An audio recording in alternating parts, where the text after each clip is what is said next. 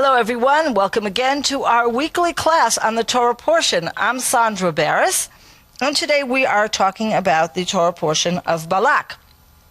Now, most of the portion deals with Balaam, the prophet, who is hired by the kings of Moab and the elders of Midian to curse the nation of Israel, and of course he fails.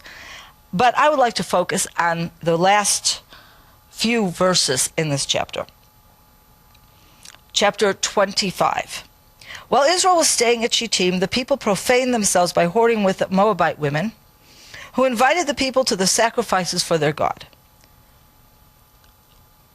The people partook of them and worshipped that God. Thus Israel attached itself to Baal Peor, and the Lord was incensed with Israel. The Lord said to Moses, "Take all the ringleaders and have them publicly impaled before the Lord, so that the Lord's wrath may turn away from Israel." So Moses said to Israel's officials, "Each of you slay those of these men who attach themselves to Baal Peor."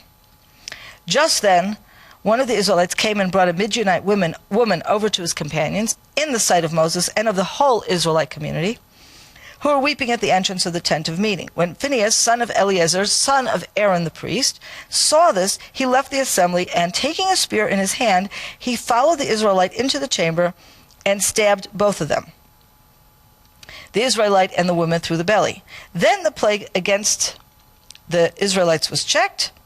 Those who died of the plague numbered 24,000. That is the end of the portion.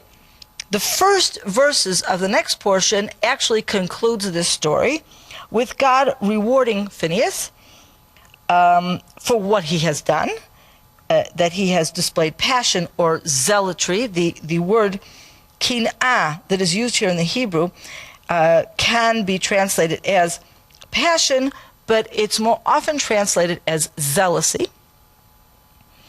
And God then promises him two things. Verse 12, "Say therefore I grant him my pact of friendship." I don't like that word friendship, because in Hebrew it's shalom, my pact of peace, or my covenant of peace. God promises Phinehas a covenant of peace.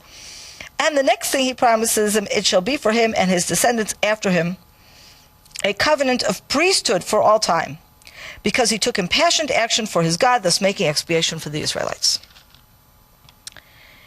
So, first of all, it's very interesting, because on the one hand, Phinehas is rewarded with a pact of peace or covenant of peace, but at the same time, his action itself has very little to do with peace.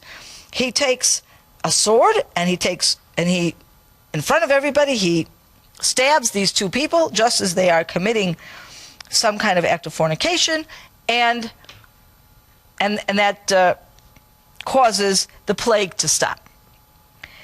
So what I'd like to do now is kind of explore a little bit what we know about Phinehas, both from this story and additional scriptural references to Phinehas later on. To watch this program in its entirety, go to www.glc.us.com or simply click the link below.